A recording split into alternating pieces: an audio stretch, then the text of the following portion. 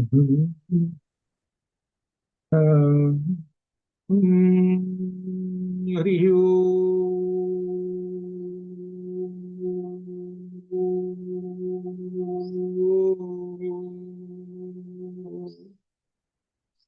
గురు బ్రహ్మ గురు విష్ణు గురు దేవో మహేశ్వర గురు సాక్షాత్ పరం బ్రహ్మ తస్మై శ్రీ గురవే నమః. జ్ఞానానందమయం దేవం నిర్మలస్ఫటికాకృతిమివాధారం సర్వవిద్యానాం హయగ్రీవముపాస్మహే హయగ్రీవముపాస్మహే. శృతిస్మృతిపురాణానాం ఆలయం కరుణాలయం నమామి భగవత్పాదం శంకరం లోకశంకరం. సురదిందు వికాసమందహాసాం సురదిందీవరలోచనాభిరామాం అరవింద సమాన సుందరాస్యాం అరవిందాసన సుందరీముపాసే. శారదా శారదాంభోజ వదనా వదనాంబుజే సర్వదా సర్వదా అస్మాకం సన్నిధిం సన్నిధిం క్రియాతు. కరుణా కరుణాతరంగితాక్షేంద్రవాసాంకుశ పుష్పబాణ చాపాం అణిమాదిభిరావృతాం మయూఖైః అహమిత్యేవ విభావయే భవానీ. సింధూరారుణ విగ్రహాం త్రినయనాం మాణిక్యమౌళిస్ఫురత్కారానాయకశేఖరాం స్మితముఖీం ఆపీన వక్షోరుహాం పాణిభ్యామళిపూర్ణరత్నశిఖకం రక్తోత్పలం బిభ్రతీం సౌమ్యాం రత్నఘటస్థరక్తచరణాం ధ్యాయేత్పరాం అంబికా ధ్యాయేత్పరాం అంబికా ధ్యాయేత్ పద్మాసనస్థా వికసితవదనా పద్మపత్రాయతాక్షీ హేమాభాం పీతవస్త్రాం కరకలితలహేమ పద్మాం వరాంగీం సర్వాలంకారయుక్తా సతతమభయతాం భక్తనమ్రాం భవానీం శ్రీవిద్యాం శాంతమూర్తిం సకలసురనుతా సర్వసంపత్ప్రదాత్రీం ధ్యాయేత్ పద్మాసనస్థాం వికసితవదనాం. ఇవాళ విశేషమైంది ఇది. ఇక మనం దీనిలో విశేషంగా దీనిలో వస్తున్నాం. దీనిలో అమ్మవారి యొక్క ఐం క్లీం అనేటువంటి బీజాక్షరాలు పూర్తయినవి. తర్వాత సౌహ బీజాక్షరం అంటే కటి దగ్గర నుంచి చెప్పుకునేటువంటి అవయవాలు. ఇందులో దీనిలో ఉండేటువంటి 36వ నాభం స్తనభార దళం మధ్య పట్టబంధ వళిత్రయ. స్తనభార దళం మధ్య పట్టబంధ వళిత్రయ. ఇక్కడ విశేషం ఏమిటంటే ఒక సాముద్రిక శాస్త్రం కూడా చెబుతుంటారు ఈ మధ్యలో వస్తూనే. అది సాముద్రిక శాస్త్రం ప్రకారంగా ఏమిటంటే వళిత్రయ. వళి అంటే ముడులు అన్నమాట, వరుసలు. అవి ఏమిటంటే త్రయ, 3. ఎక్కడ ఉంటాయనంటే నాభి దగ్గర నుంచి ఆ పైన ఉండేటువంటి ప్రదేశం వరకు ఒక 3 ముడతలు వస్తాయి. కంఠానికి ఎట్టయితే 3 గీతలు ఉన్నట్టుగానే ఇక్కడ కూడా నాభి దగ్గర నుంచి 3 ముడతలు వస్తాయి. అంటే అలా కూర్చుంటే సన్నని 3 ముడతలు వస్తాయి. అంటే ఏంటివి? సాముద్రిక శాస్త్ర లక్షణాలు అవి చెబుతున్నాడు అన్నమాట. ఇది ఇలా ఉన్నటువంటి దాన్ని పైకి అలా చెబుతూ లోపల అర్థం ఇంకొకటి చెబుతుంటాడు. ఏమిటంటే దీనిలో విశేషం ఏంటంటే స్తనభార దళం మధ్య. స్తనభార, స్తనముల యొక్క భారం. స్తనముల యొక్క భారం చాలా బరువుగా ఉన్నది. ఏమిటంటే వాటిల్లో స్తనములలో ఎంతో ఆహారం ఉన్నది. ఎంతో ఆహారం అని అంటే సమస్తమైనటు భూతజాలాలకి 84 లక్షల రకములైనటు జీవరాశులకి ఆహారం పెట్టాలి కాబట్టి ఎంతో చెప్పలేనంత ఉంది కాబట్టి భారము అని అర్థం. అది దానిలో ఉన్నటువంటి అర్థం. అంత బరువైనటువంటి ఆ స్తనముల వలన ఆ సన్నగా ఉండేటువంటి నడుము వంగిపోతూ ఉంటుంటే వంగిపోకుండా ఉండటం కోసం 3 తాళ్లతో 3 తాళ్లతో ఆ నడువుని కట్టేశారు. అంటే ఇప్పుడు ఏదైనా మనం ఓ చుట్టూ వంగిపోతుంటే ఏదో పెట్టి తాడు పెట్టి కట్టేస్తాం చూసా, సన్నగా పొడుగు పెరిగేటువంటి దాన్ని. అది ఏదైనా అట్టయితే వంగిపోకుండా విరిగిపోకుండా అని కట్టేది చేస్తాం. అట్లా ఉన్నదా అన్నట్టుగా చెబుతున్నారు. సన్ననైనటువంటి నడుముకి 3 ముడతలు ఉన్నాయి. అంటే ఆ తాడితో 3 ముడతలుగా చుట్టి కట్టేశారా ఆ నడుము విరక్కుండా. ఎందుకు అనంటే పైన భారం పెరిగింది అని అర్థం. ఇది ఏం చెబుతున్నారనంటే పైకి చెబుతున్నటువంటిది ఒక హస్త సాముద్రికము చెబుతున్నటువంటిది. ఈ సాముద్రికం చెబుతూ ఏం చెబుతున్నారంటే ఇక్కడ నడుము దగ్గర ఉండేటువంటి 3 ముడతలను గురించి సాముద్రికం చెప్పాడు. ఇట్లా అనమాట. ఇలా ఉన్నటువంటి విశేషమైనటువంటిది ఇవేమిటి, దీనికి చెప్పేటువంటి ఏమిటనమాట, దీనికి అందుకోసం ఏంటనమాట, ఆ నడుము విరక్కిపోకుండా ఉండటం కోసము బంగారు వడ్డాణం గట్టిగా బిగించేసేసారు. ఈ వడ్డాణం పెట్టుకుంటున్నారు అనేటువంటి దానికి అర్థం అది. ఇప్పుడు స్త్రీ వడ్డాణం పెట్టుకుంటారు వాళ్ళు. ఏమిటంటే దానికి ఒక అలంకారం నాకు ఉన్నది అని చెప్పడం. అది ఎటువంటిదంటే బంగారంతో శుభ్రంగా బాగా చక్కగా తయారైనటువంటిది. అది ఎందుకు పెట్టుకుంటున్నాం అంటే నాకు ఉన్నది పెట్టుకుంటున్నాను అలంకారము అని అంటారు. కానీ అసలు ఉద్దేశం ఏంటంటే అమ్మవారు వడ్డాణం పెట్టుకుంటుంది. ఎందుకు వడ్డాణం పెట్టుకుంటుంది అంటే నడుము గట్టిగా నిలబడటం కోసము అని అర్థం. ఎందుకు నిలబడాలి అని అంటే పైన బరువు ఎక్కువైపోయింది అని అర్థం. ఏమిటి బరువు ఎక్కువైంది? స్తనముల యొక్క బరువు ఎక్కువైపోయింది అని అర్థం. ఈ స్తనముల యొక్క బరువు ఎక్కువైపోవటం అంటే ఏమిటంటే సాముద్రిక శాస్త్రం ప్రకారంగా ఉంటుంది విశేషం. ఆ స్తనములు పెద్దగా ఉంటాయి గుండ్రంగా. ఇంకా విశేషం ఏంటంటే మీకు ఒక దృశ్యం చెప్తారు. ఇదంతా ఏంటంటే సాముద్రిక లక్షణం ప్రకారంగా శిల్పాన్ని చెక్కుతారు. ఈ శిల్పాలను నేను చూసాను ఎక్కడంటే ఔరంగాబాద్, అదేంటంటే అక్కడ ఉన్నటువంటి ఆ గుహలు ఉన్నాయి చూసి ఎల్లోరా గుహలు అక్కడ చూశాను, శిల్పాలు చూశాను. కరెక్ట్ గా సాముద్రిక శాస్త్ర ప్రకారంగా ఎట్లయితే ఉందో అలా బొమ్మ చెక్కాడు. ఆ శిల్పాన్ని అలా చెక్కాడు అనమాట. అట్లా స్త్రీ బొమ్మ కానీ పురుషుడు బొమ్మ కానీ అట్లా. అంటే ఏమిటనమాట, అలా ఉంటే అందము, అది సుందర, అది అర్థం. అందువల్ల సుందరకాండలో అలా ఉన్నటువంటి వాళ్ళు అది అలా అనమాట. అది చెప్పటం మనకి అచ్చు సాముద్రికం చెబుతున్నాడు. కానీ లోపల ఉండేటువంటి అర్థం అంతా కూడా ఏమిటంటే మనకు వచ్చేటప్పటికి అక్కడి రాగానే త్రైలోక్య మోహన చక్రం వచ్చింది అని అర్థం. నడువు దగ్గరకు వచ్చేటప్పటికి త్రైలోక్య మోహన చక్రం వస్తుంది. త్రైలోక్య మోహన చక్రం ఏమిటి అని అంటే శ్రీచక్రం చూశారు మీరు. ఈ శ్రీచక్రంలో కింద డౌన్ చివరిన లాస్ట్ లో ఉండేది త్రైలోక్య మోహన చక్రం.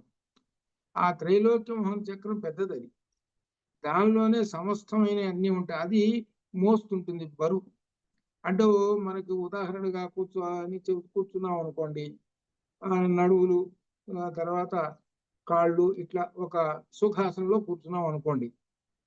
సుఖాసనంలో కూర్చుంటే ఈ సుఖాసనంలో కూర్చున్నటువంటి నడుము వేటిని మోస్తూ ఉన్నది? శిరస్సు దగ్గర నుంచి మోస్తున్నది. శిరస్సు యొక్క బరువు మోస్తున్నది, స్తనముల యొక్క బరువు మోస్తున్నది, మధ్యకూటం యొక్క బరువు మోస్తున్నది. అంత బరువంతా కటి మీద పడి ఉంటుంది. ఈ కటిలో ఉండేటువంటి త్రైలోక్య మోహన చక్రం. ఈ త్రైలోక్య మోహన చక్రంలోనే సమస్తమైనవన్నీ ఉంటాయి. ఏమిటి సమస్తమైనవి అంటే దేవతలు, రాక్షసులు, మన కర్మఫలాలు, అనేకమైనటువంటి మూటలు మూటలు మనకు కర్మాలు, కర్మఫలాలు ఏదంటే పుణ్యఫలాలు, దుష్కృతాలు, అవి ఇవి ఇది మొత్తం నిండిపోయి ఉంటుంది ఇల్లంతా త్రైలోక్య మోహన చక్రం. అది అక్కడ ఆ త్రైలోక్య మోహన చక్రం అంత గొప్పగా ఉంటుంది. అంటే ఎక్కువ బరువంతా మోసేటువంటిది ఇది అనమాట. అక్కడ విశేషమైన అక్కడ ఉంటే మనకి ఇక్కడ మనకు త్రైలోక్య మోహన చక్రం దగ్గర వచ్చేసాం, అయినా కటి దగ్గరకు వచ్చేసాం అనమాట. ఇక్కడి నుంచి ఇంకా విశేషంగా వస్తుంది. ఆ తర్వాత అమ్మవారిని దర్శనం చేసుకుంటున్నాడు ఎవరు? హయగ్రీవులు వారు. దర్శనం చేసుకొని అమ్మవారు కట్టుకున్నటువంటి వస్త్రాన్ని చెబుతున్నాడు. అరుణ అరుణ కౌసుంభ వస్త్ర భాస్వత్ కటీతటి. అరుణ అరుణ 2 పదాలు వేశాడు ఒకేసారి. అంటే మిక్కిలి ఎర్రనైనా అని అర్థం. ఎర్రనైనటువంటి మిక్కిలి ఎర్రనైనటువంటి కౌసుంభ వస్త్ర అంటే పట్టు వస్త్రముతో, మిక్కిలి ఎర్రనైన పట్టు వస్త్రముతో అమ్మవారు ధరించింది. ఆ ప్రకాశించిన కటి ప్రదేశం కలిగినటువంటిది. అనగా ఎర్ర చీర ధరించింది, మిక్కిలి ఎర్రనైనటువంటి చీర అని. ఇటువంటి చీర ధరించినటువంటి అమ్మవారు అని. ఇక్కడ చూస్తే అమ్మవారు ఎట్లా కనబడుతున్నది? ఎర్రగా కనబడుతుంది. ఈ ఎరుపు అనేటువంటిది ఏమిటంటే కంటికి ఆకర్షణ శక్తి. ఇది అగ్ని ఉందనుకోండి, అగ్ని అక్కడ మండుతూ ఉన్నది, వెంటనే మన కన్ను ఏం చేస్తుంది? వెంటనే చూసేసి ఆ కాంతిని అంతా తెలుసుకొని, చూడండి చీకట్లో బాగా అగ్ని మండుతుంది అనుకోండి, మన కళ్ళు ఎలా ఆ వైపు చూసి ఆ కాంతిని చూసి ఎంత చీకటిని పోగొట్టుకొని ఎంత ఇదిగా ఉంటామో చూసుకోండి, ఎంత విశేషంగా. అట్లనే ఈ ఎర్రనైనటువంటి అగ్ని కాంతులతో అమ్మవారు మెరిసిపోతూ ఉన్నది. అటువంటి అమ్మవారిని దర్శనం చేసినప్పుడు నీ యొక్క అజ్ఞానం అనే చీకటి పోతుంది అని అర్థం. అది అందువలన ఎర్రటి చీర. ఆ ఎరువుకి అగ్నికి సంబంధం అది అనమాట. అలా ఉన్నటువంటి అమ్మవారు అనమాట. అంటే అరుణ మిక్కిలి ఎర్రమైనటువంటి చీర ధరించినటువంటిది అమ్మవారు అని అర్థం. దీనికి అమ్మవారంతా ఎర్రంగా ఉన్నది. దీని ధ్యాన శ్లోకాల్లో ఏం చెప్పాలి? సింధూరారుణ విగ్రహం త్రినయనం మాణిక్య మౌళి స్ఫురత్ తారానాయక శేఖరా స్మితముఖీ మాపీన వక్షోరుగాం పాణిభ్యావళి పూర్ణరత్న శతకం రక్తోత్పలం బిభ్రతిం సౌమ్యాం రక్త ఘటస్థ రక్త చరణాధ్యాయేత్ పరాం అంబికామని. ఆ విధంగా దీనికి కూడా అర్థం వస్తుంది. ఈ మధ్యలో కూడా అర్థం కూడా చెప్పుకుందాం. అసలైనటువంటి వాటికి రాబోతున్నాం అనమాట. ఈ ధ్యాన శ్లోకాలకి అర్థం తెలుసుకోవాలి. అర్థం తెలుసుకొని అప్పుడు అమ్మవారిని దర్శనం చేసుకుంటే అప్పుడు ఫలితం అనమాట. ఆ ధ్యాన శ్లోకాలకి అర్థం రాబోతుంది, తెలుసుకుందాం అట్లా. ఆ తర్వాత రత్న కింకిణికారమ్య రచనాధామ భూషిత. రత్న కింకిణికారమ్య రచన రామభూషిత. ఏమిటి? రత్నముతో నిర్మించినటువంటిది. ఏమిటిది? కటి సూత్రము. ఒక కటి సూత్రము ఉన్నది. నడువుకు కట్టినటువంటి సూత్రము. సూత్రం అంటే దారం లాగా. అంటే అర్థం ఏంటి? ఒక బంగారపు తాడు కట్టారు అని. దానికి ఏమిటి అనమాట? ఇంక కింకిణిక చిరుగంటలు. ఆ దారానికి అంటే ఆ బంగారపు దారానికి మధ్యలో చిన్న చిన్న గంటలు కట్టారు. ఆ గంటలు కట్టి ఆ నడువు కట్టారు. ఆ కడితే అప్పుడు అమ్మవారు నడుస్తూ ఉంటుంటే అప్పుడు ఏమిటి? సన్ననైనటువంటి ధ్వనులు వస్తూ ఉంటాయి అన్నమాట. అడుగు తీసి అడుగు వేస్తుంటే ధ్వనులు వస్తూ ఉంటుంటాయి అని. ఆ రత్నమయమైన చిరుగంటల చేత ధ్వనులు వస్తూ ఉంటాయి. ఈ ధ్వని ఏంటి? ఒక్కొక్క ధ్వని అడుగు తీసి అడుగు వేస్తుంటుంటే ఆ ధ్వని అంటే ఓంకార ధ్వని వస్తూ ఉన్నది అర్థం. ఇక్కడ అమ్మవారు నడుస్తూ ఉంటుంటే ఓంకార ధ్వని వస్తున్నది. ఆ చిరుగంటల నుంచి వచ్చేటువంటి ఆ శబ్దము అని అర్థం అనమాట. అట్లా ఇది మనకు కావాల్సిన అర్థం. పైకి అర్థం ఏమిటనమాట? రూపం. ఆ రూపం దగ్గర చూస్తే అమ్మవారు ఒక బంగారు మొలతాడు ధరించింది. దానికి చిరుగంటలు ఉన్నాయి. ఎందుకంటే ఇవి చిన్నప్పుడు చూస్తుంటే పిల్లలకి వెండి మొలతాళ్ళు కట్టేవాళ్ళు. మీకు గుర్తుందో లేదు? వెండి మొలతాళ్ళు కట్టేవాళ్ళు. కేవలం వెండి మొలతాళ్ళు. వాటికి ఇవి ఏదంటే చిరుగంటలు కనుక కడితే గలాగల వాడు నడుస్తుంటే, పిల్లలు నడుస్తుంటే తప్పటడుగులు వేసి నడుస్తుంటుంటే వినాలని అనిపిస్తుంటుంది అనమాట. అట్లా పూర్వకాలం అలా ఉంటున్నాయి అనమాట. ఆ వెండి కట్టేవాళ్ళు. సరే, ఎట్లయితే ఇక్కడ విశేషం ఏంటంటే రత్నములతో నిర్మించినటువంటి రమ్యమైన అటువంటి సూత్రము ఉన్నది. వాటిని నడుస్తుంటుంటే ఓంకార ధ్వనులు వస్తూ ఉన్నాయి. ఈ చిరుగంటల సవ్వడే ఓంకార నాదము. ఇది అర్థం చేసుకోండి.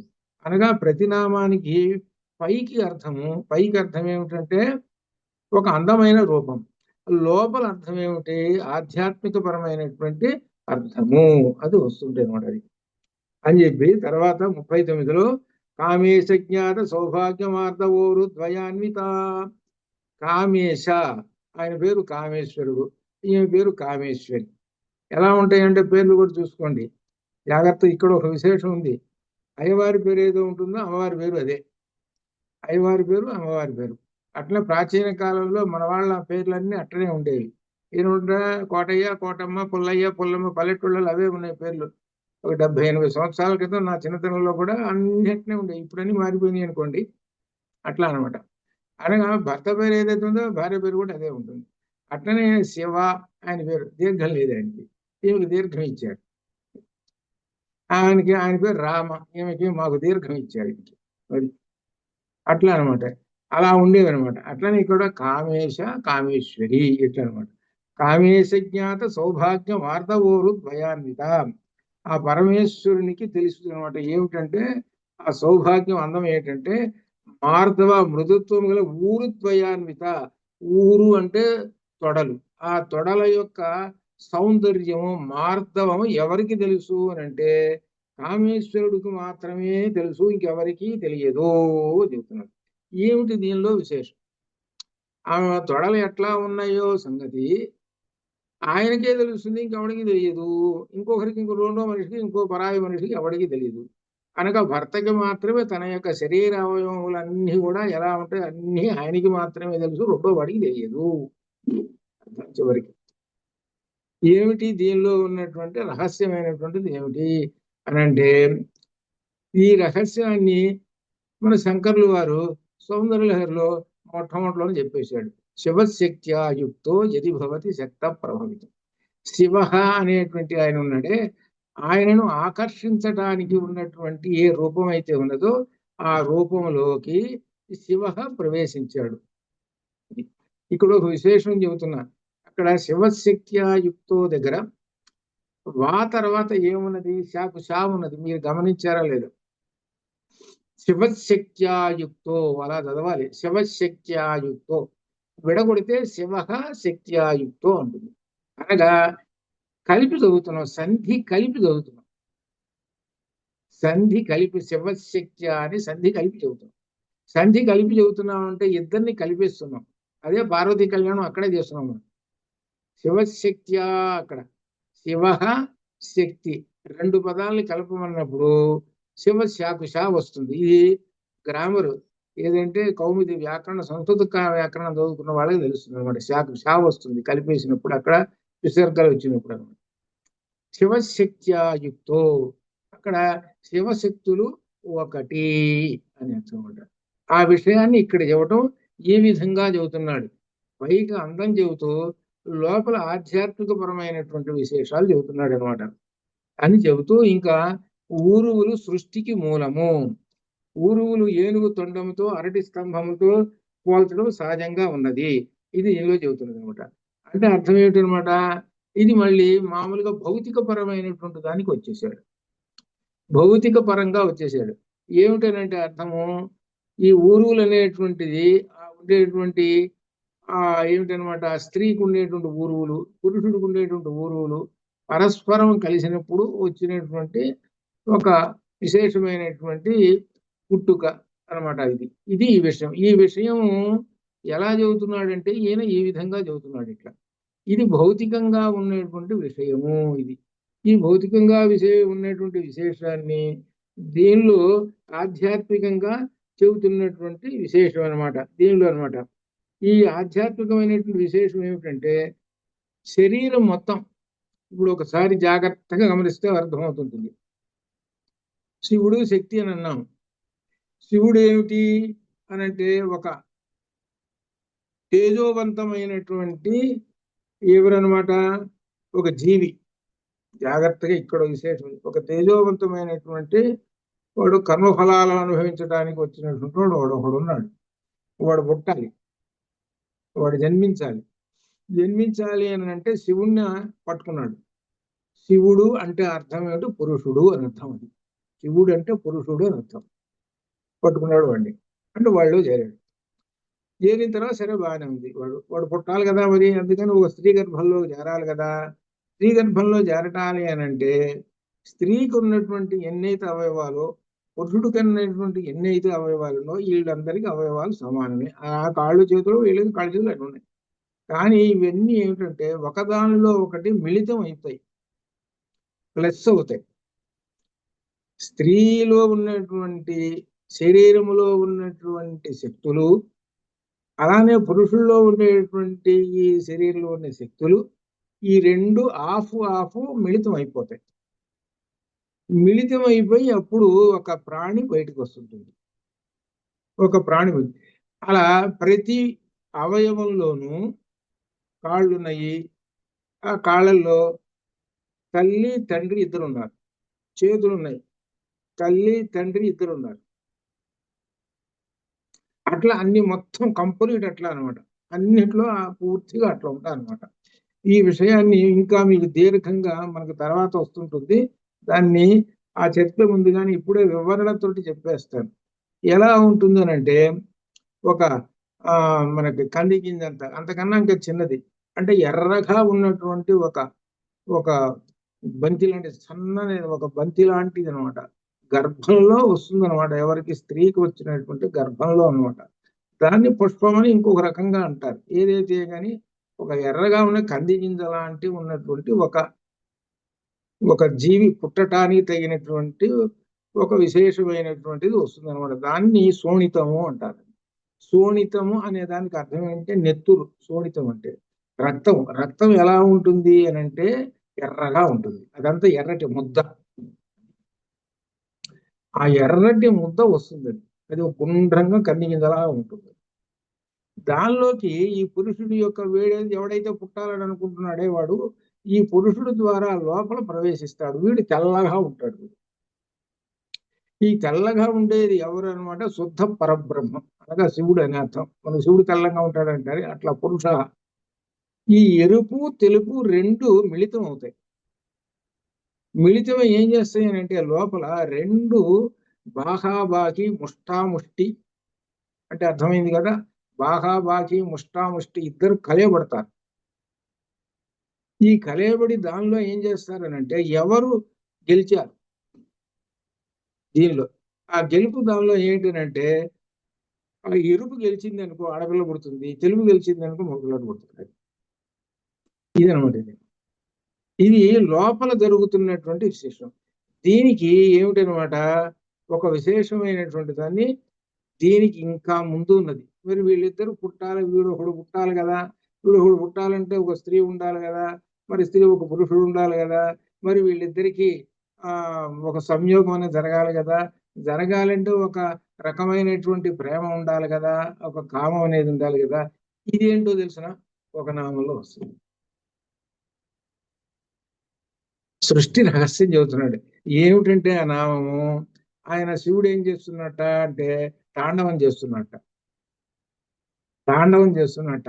ఓ బ్రహ్మాండంగా తాండవం చేస్తుంటే ఆ తాండవాన్ని చూడాలని ఎవరు ఈమె కూర్చొని చూస్తూ ఉన్నదిట.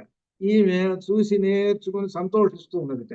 సంతోషించి ఆయనలో లీనం అయిపోయింది అని. అనగా ఇద్దరు ఏంటనమాట పరస్పరము ఇద్దరు స్త్రీ పురుషులు. పురుష ప్రకృతి అది అర్థం. పురుష ప్రకృతి. ఈ పురుష ప్రకృతులు రెండు కలిసేటప్పటికి ఈ సృష్టి వచ్చేసింది. అనగా స్థావర జంగమాత్మకమైనటువంటి సృష్టి వచ్చేసింది. ఇది ఇంత తర్వాత నామంలో కూడా వస్తుంది అనమాట. కాబట్టి స్థావర జంగమాత్మకమైనటువంటి సృష్టి అంతా రావటానికి పురుష ప్లస్ ప్రకృతి ఈజ్ ఈక్వల్ టు స్థావర జంగమాత్మకమైన ప్రకృతి అది అర్థం. ఈ స్థావర జంగమాత్మకమైనటువంటి ప్రకృతి ఎవరి ఆధీనంలో ఉంది అది చెబుతున్నాడు. ఎవరి ఆధీనంలో ఉన్నదంటే బ్రహ్మం యొక్క ఆధీనంలో ఉన్నది. ఆ బ్రహ్మం కిందనే ఉన్నారు వీళ్ళిద్దరు. ఎవరు? పురుష ప్రకృతి. అదేనమాట ఇది. అట్లా అనమాట. ఆ బ్రహ్మం యొక్క సగుణ రూపములే పురుష ప్రకృతులు. అదేనమాట. అదేనమాట. దీని ప్రకారంగా మనకు దీనిలో నడుస్తూ ఉంటుంది. ఇంకా విశేషాలతో వస్తుంటుంది. కాబట్టి అటువంటి ఆ బ్రహ్మమును దర్శించుకోవటానికి మనం ఎక్కడి నుంచి వచ్చామో ఆ బ్రహ్మం గురించి ఏమిటో తెలుసుకోవడానికి మంత్రదీక్షతో తెలుసుకుంటే ఆ బ్రహ్మం దగ్గరికి మనం చేరతాము. ఆ విషయం కూడా మనకి ఒక దానిలో రాబోతున్నది. ఇవాళ నిన్న శ్లోకం చెప్పాను వస్తుంది. సరే, ఈ విధంగా చెప్పిన తర్వాత 40వ మంత్రంలో మాణిక్య మకుటాకార జానుద్వయ విరాజిత. మాణిక్య మకుటాకార జానుద్వయ విరాజిత. మాణిక్య మకుటాకార అంటే కిరీటం ఎలా ఉన్నది అని అంటే మాణిక్యాలతో పొదిగి ఉన్నదండి. అయితే అది ఎందుకు తీసుకొస్తున్నాడు ఇక్కడ ఆ కిరీటాన్ని అని అంటే జానుద్వయ రెండు మోకాళ్ళు. మోకాళ్ళు అలా ఉండాలట. మోకాళ్ళ చిప్పలు ఎలా అయితే కిరీటం ఎట్లయితే గుండ్రంగా ఎలా అయితే ఒత్తుగా ఇట్లా ఉంటుందో అట్లా ఉండాలని సాముద్రికి చెబుతున్నాడు. అది ఇల్లు చెప్పడం అదనమాట. ఆ దాంతో పోల్చి చెబుతున్నాడు. అలా ఉన్నటువంటి అమ్మవారి యొక్క మోకాలి చిప్పలు మోకాలు అలా ఉండాలట. అది ఇది సాముద్రికం దాని ప్రకారంగా చెబుతున్నదే. అలానే పిక్కల గురించి చెబుతున్నాడు. ఇంద్రగోప పరిక్షిప్త స్వర తూణాభజంగిక. ఇంద్రగోప వర్షాకాలం పుట్టిన ఆరుద్ర పురుగులు. ఆరుద్ర పురుగులు పల్లెటూళ్ళలో ఉన్న వాళ్ళు మేము చూసాం. ఆరుద్ర పురుగులు వెళుతున్న స్కూల్కి వెళుతుంటుంటే అక్కడక్కడ పురుగులు ఉంటుంటే అది కాస్త పట్టుకొని అది ఒక విచిత్రం. మీరు ఎప్పుడు అంటే ఈ అమెరికాలో ఉండే వాళ్ళకి మాత్రం అవకాశం ఉంటుంది. మా చిన్నతనం ఇప్పుడే గుర్తు ఆరుద్ర పురుగులు. మరి ఇది వినాయక చవితి వస్తుంది. వినాయక చవితికి వచ్చినప్పుడు పత్రి కోసం పోయినప్పుడు ఆరుద్ర పురుగులు ఏర్పడుతుంది. అవి ఎట్లా ఉంటే చిన్న చిన్న అగ్ని కణాలలాగా ఉంటాయి. ఆరుద్ర పురుగులు అంటారు. ఆరుద్ర పురుగులు అనమాట. అది అంటే ఎర్రగా కనబడుతుంటాయి. అవి ఎలా ఉంటాయి? ఆర్ద్ర పురుగుల మాదిరిగానే వర్షాకాలం పుట్టిన ఆర్ద్ర పురుగులు ఎలా అయితే ఆర్ద్ర పురుగుల్ని ఒక్కొక్క దాన్ని అతికిస్తే అప్పుడు మన్మథుని యొక్క తూణాభ అంబుల పొది అనగా అంబుల పొది ఎలా ఉన్నదనంటే ఎలా ఉంటుందంటే పైకేమో మొట్టమొదటి దాని ముఖం విశాలంగా ఉంటుంది, రాను రాను సన్నంగా ఉంటుంది అంబుల పొది. అట్లా ఉంది. ఏమిటి అమ్మవారి యొక్క ఇవి ఏమిటంటే పిక్కలు అని చెబుతున్నాడు. పిక్కలు అట్లా ఉండాలట, కిందకు వచ్చినప్పుడు సన్నంగా ఉండాలట, అవి అంబుల పొదిలా ఉండాలట అని ఇక్కడ సాముద్రిక చెబుతున్నాడు. ఇట్లా అనమాట. ఈ తిరునీరం ఎలా ఉంటుంది అని అంటే మొట్టమొదటి వి ఆకారంలో ఉంటుంది, పైన విశాలంగా ఉంటుంది, రాను రాను డౌన్. కరెక్ట్ వి ఎట్టయితే మనం ఇంగ్లీష్లో వి రాస్తామే అట్లా ఉంటుంది అని అన్నమాట. అటువంటిది అనమాట. ఇలా ఉంటే ఏమిటండి అని అంటే ఈ సాముద్రిక శాస్త్రం ప్రకారం ఎలా ఉంటేట మంచి ఆరోగ్యమైనటువంటి శరీరము అది అర్థం. మంచి ఆరోగ్యమైనటువంటి శరీరానికి ఇలా ఉంటాయి లక్షణాలు అని చెప్తున్నాడు. అదిట విశేషమైంది. ఇకపోతే ఇక్కడికి వచ్చింది 42లో వచ్చింది గూఢ గుల్ఫా. ఇక్కడ అమ్మవారు ఇక్కడ దాకా వచ్చేసామండి, చివరికి పాదాల దగ్గరకు వచ్చేసాం. పాదాల దగ్గరకు వచ్చేటప్పటికి చీలమండల దగ్గర నుంచి చెప్పాలి. గుల్ఫా అంటే చీలమండలు. అవి ఎలా ఉన్నాయి? గూఢ. గూఢ అంటే రహస్యము, కనపట్టలేదు. ఆ చీలమండలు కనపట్టలేదు. ఇది చక్కగా అందంగానే ఉన్నాయి కానీ మాకు కనపట్టలేదండి మాకు అన్నాయి. ఏమిటి దీనిలో కనపట్టలేదంటే ఇప్పటిదాకా అందరికి కనపడుతుంది అంటే ఇప్పుడు అమ్మవారు ఏ రూపంలో ఉన్నది ఇట్లా అంటే పద్మాసనాసీనురాలై ఉన్నది అని అర్థం. అమ్మవారు పద్మాసనాసీనురాలై కూర్చున్నది కాబట్టి పద్మాసనంలో కూర్చుంటే కనపడవుగా. ఇప్పుడు మనం అట్లా కూర్చున్నాం అనుకో కనపడవుగా, అవి కనపడవు. చీలమండలు కనపడవు. ఆ చీలమండలు కనపడలేదు, ఆ చీలమండలు అనేటువంటి మాటను పక్కన పెట్టేసి అన్నాడు. ఏమిటి అని అంటే కనబట్టలేదంటే అంటే పద్మాసనంలో కూర్చున్నది. ఇప్పుడు పద్మాసనంలో కూర్చున్న అమ్మవారిని దర్శించుము. ఇప్పటిదాకా ఎక్కడి దాకా చెప్పుకుంటూ వచ్చావు? ఐం బీజం చెప్పావు, క్లీం బీజం చెప్పావు, సౌహ బీజం చెప్పావు. ఈ 3 బీజముల యొక్క ఏకరూపము ఇక్కడ అమ్మవారిని చూపిస్తున్నాడు. అది ఈ 3 బీజముల యొక్క ఏకరూపం ఒక్కటే. అక్కడ అమ్మవారి ఇప్పుడు పద్మాసనంలో కూర్చున్నది. ఆ పద్మాసనంలో కూర్చున్నటువంటి అమ్మవారు అని చెబుతున్నాడు. ఇది పద్మాసనంలో కూర్చున్నటువంటి అమ్మవారు ఏ విధంగా ఉందనంటే మీకు ఈ పుస్తకంలో కూడా లాస్ట్ లో బొమ్మలు ఇచ్చాను. ఇక్కడ ఏమిటి 104వ నామము. అక్కడ పద్మాసనంలో కూర్చొని ఉన్నాడు, షట్చక్రములు అని ఉన్నది. చివరిలో లాస్ట్ లో పుస్తకంలో లాస్ట్ లో అనమాట షట్చక్రములు అని ఉన్నది. అక్కడ పద్మాసనంలో కూర్చున్నాడు. అటుపక్క గాయత్రి అమ్మవారి బొమ్మ ఉంది. ఇక్కడ గమనించారు కదా, అది ఆ బొమ్మ అనమాట. ఆ బొమ్మే ధ్యాయేత్ పద్మాసనస్థాం వికసిత వదన పద్మపత్రాయతాక్షి. ఇక్కడ విశేషం ఏమిటి? శ్లోకం చెప్పేటువంటి విశేషం అని అంటే ధ్యాయేత్ అంటే అనేటువంటిది క్రియాపదం. ఇది క్రియాపదంతో మొదలు పెట్టాడు. ధ్యాయేత్ అంటే ధ్యానించుము అని చెబుతున్నాడు. ఏమిటి? పద్మాసనస్థాం, పద్మాసనంలో కూర్చొని ఉన్నది అమ్మవారు అని చెబుతున్నాడు. వికసిత వదనాం, పైనుంచి కిందకు వస్తున్నాడు. వికసిత వదనాం, వికసిత వదనం అంటే వదనము, వికసించినటువంటి వదనము. పద్మపత్రాయతాక్షి అంటే పద్మం లాంటి అటువంటి కూర్చున్నది. ఆ మొహం కూడా పద్మంలాగా ఉన్నది, వికసించినటువంటిది. ఇంకొకటి వదనం చెప్పాడు, కళ్ళు చెబుతున్నాడు. పద్మపత్రాయతాక్షి అంటే పద్మముల వంటి కన్నులు కలిగినటువంటిది. హేమాభాం, హేమ అంటే అర్థం బంగారం, సువర్ణం, సువర్ణ కాంతులతో ఉన్నది అని చెబుతున్నాడు. పీత వస్త్రాం, పీత అంటే పట్టు వస్త్రాలు, పట్టు వస్త్రాలు ధరించినటువంటిది అని అర్థం.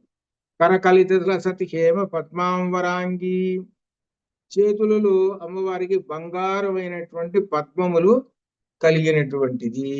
చేతుల్లో పద్మాలు ఉన్నాయి, బంగారు పద్మాలు ఉన్నాయి. తర్వాత సర్వాలంకార యుక్త, ఇక అలంకారాలు సర్వ అలంకారాలు, ఎన్ని అలంకారాలు అయితే అన్ని ఉన్నాయి. కంఠంలో వేసుకునే అలంకారాలు, భుజాలకు పెట్టే అలంకారాలు, చేతులు పెట్టుకునే అలంకారాలు, నాసికలు పెట్టుకునే అలంకారాలు, అసలు అలంకారాలు సువర్ణ భూషణ అలంకారాలు ఎన్ని ఉన్నాయంటే 48 ఉన్నాయి అసలు లెక్క. అది ఆ 48 ఉన్నాయని అనుకోవాలి. సర్వాలంకార యుక్తాం ఒకటి. ఇప్పుడు రూపం అంతా చెప్పేశాం. ఆ తర్వాత సతతం అభయదాం, సతతం ఎల్లప్పుడు కూడా భక్తులకు అభయదాం అభయం ఇస్తూ ఉంటుంది. ఆ చేతులు అభయహస్తములు. అభయదాం భక్త నమ్రాం, భక్తులు వంగి నమస్కారం చేస్తున్నారు. ఇక్కడ భక్తులు వంగి నమస్కారం చేస్తున్నారంటే మరి స్త్రీ భక్తులు ఉన్నారు, వాళ్ళు ఏం చేయాలి? వీళ్ళంటే సాష్టాంగ నమస్కారం చేయాలి, పురుషులు సాష్టాంగ నమస్కారం చేయాలి. మరి స్త్రీలో పంచాంగ నమస్కారం చేయాలి. పంచాంగం అంటే ఎవడు ఒక నిజంగా పంచాంగం పట్టుకొని వచ్చాట ఒకడు పంచాంగ నమస్కారం అంటే అది కాదు. అంటే మగవాడేమో 8 అవయవాలు భూమికి తాకాలి అని చెప్పాడు, స్త్రీకి మాత్రం 8 అక్కర్లేదు, 5 మాత్రమే అని చెప్పాడు.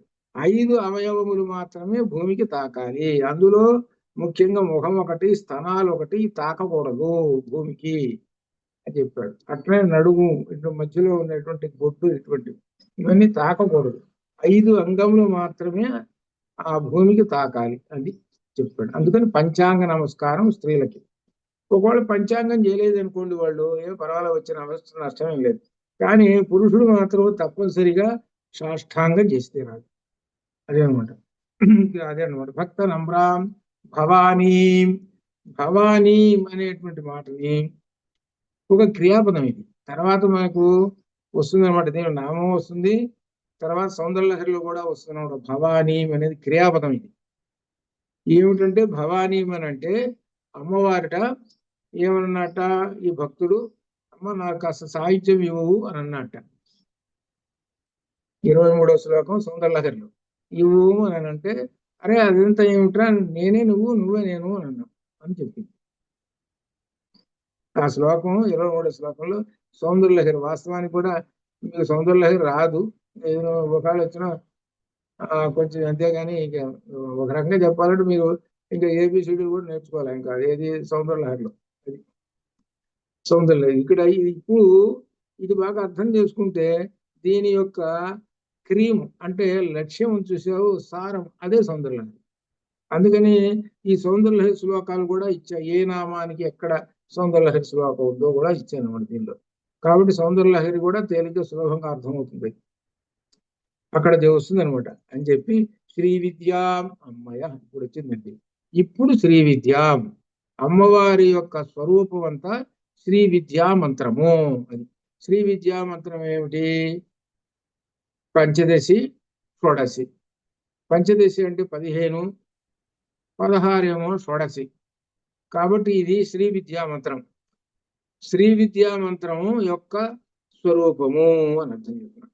శ్రీ విద్యా మంత్రం కా ఏ ఈ లా హ్రీం హా సా కా హా లా హ్రీం సా కా లా హ్రీం అని 15 బీజాక్షరాలతో ఉన్నటువంటి పంచదశి.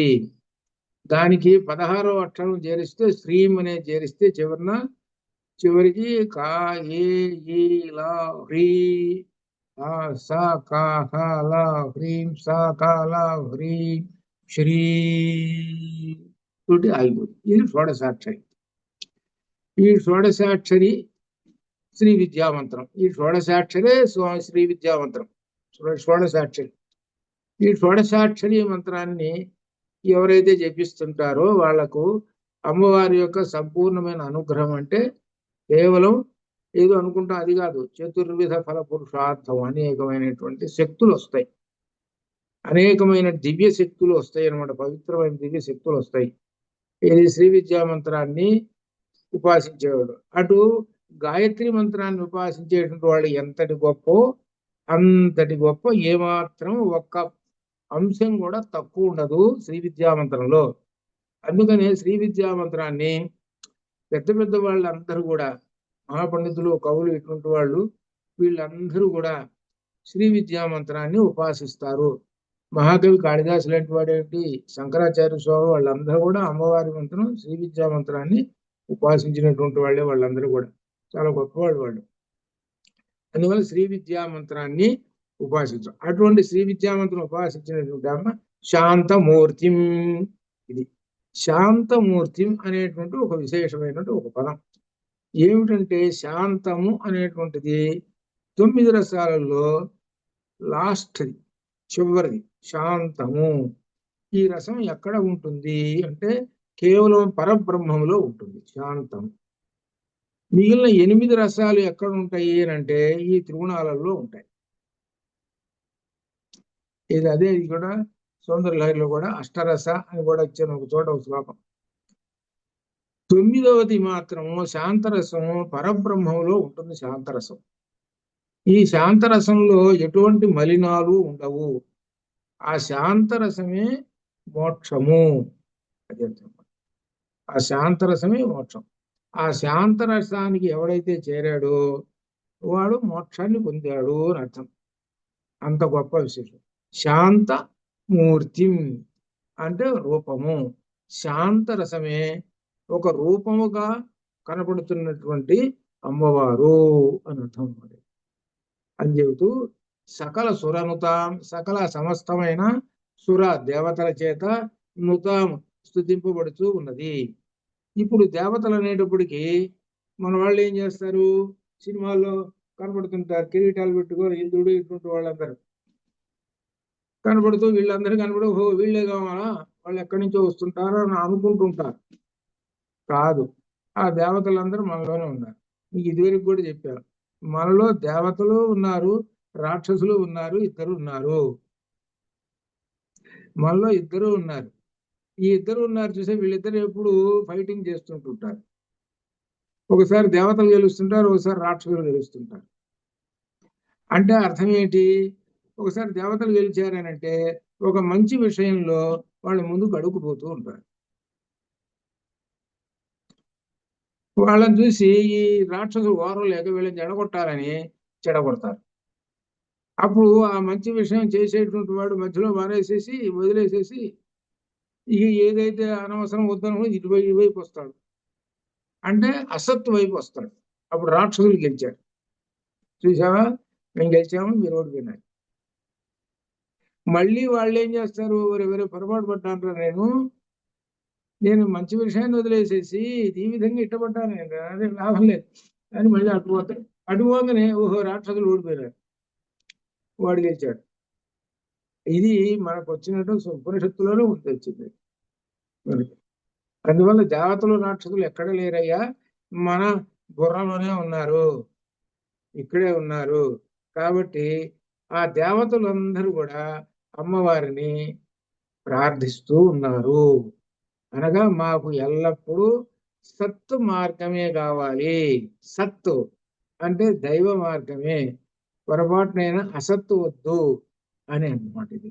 కాబట్టి అర్థం ఏంటి, మనం అమ్మవారి దగ్గర ప్రార్థన చేసేది ఏమిటంటే, మనం అడిగేటువంటిది మాకు మంచి మార్గము, అదే శ్రేయో మార్గము, అది ఇవ్వాలి అనేది. ఇంత విశేషం ఉండదనమాట.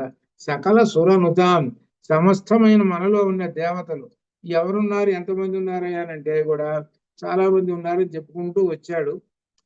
దేవతలు కంటికి సంబంధించిన దేవత అనగా పంచ ఇంద్రియములకు సంబంధించిన పంచశక్తులు. అలాగే ఉన్నాయి కదా కర్మేంద్రియాలకు సంబంధించినటువంటి 5 శక్తులు. ఇవి కాక లోపల ఉన్నటువంటి శక్తులు, అనేకమైనటువంటి శక్తులు. వీళ్ళందరూ కూడా దేవతలు. ఈ దేవతలను అందరినీ కూడా పేర్లు పెట్టేసేసి ఎక్కడ చెబుతుంటారు తెలుసునా, మీరందరూ ఖడ్గమాల చెబుతుంటారు చూశారు, అది ఖడ్గమాలలో స్త్రీ దేవతలుగా పేరు చెప్పి ఒక్కొక్క రౌండ్, ఒక్కొక్క ఏమిటి చక్రం, ఆ చక్రంలో ఉండేటువంటి దేవతల గురించి చెబుతూ పేర్లు చెప్పుకుంటూ పోతారు. ఒక్కొక్క రౌండ్ కింద నుంచి వస్తారు, కింద నుంచి పైకి పోతారు, కింద నుంచి పైకి పోయి చివరిని చెప్పేటువంటిది బిందువులో చెప్పినటువంటిది శ్రీచక్ర నగర సామ్రాజ్ఞి చివరికి. వీళ్ళందరూ ఎక్కడ ఉన్నారు అని అంటే మన శరీరంలోనే ఉన్నారు. కాబట్టి ఆ రాక్షసులు ఎవరు పట్టకుండా ఉండాలి మిమ్మల్ని. కాబట్టి ఎల్లప్పుడూ కూడా నీ యొక్క శక్తులను మాకు అనుగ్రహించుము అని అడగటం అనమాట. ఎవరిని? అమ్మవారిని. సకల సురనుతాం సర్వ సంపత్ ప్రదాత్రిం. సర్వ సంపత్, సర్వ సంపత్ అంటే సమస్తమైన సంపదలను ఇచ్చేటువంటిది అని అర్థం. సమస్తమైన సంపదలు అనేటప్పటికి మన వాళ్ళు ఎంతసేపు సంపదలు అనేటప్పటికి ఏం కోరుతుంటుంటారంటే బంగారమును నోట్లు 500 రూపాయల కట్టలు.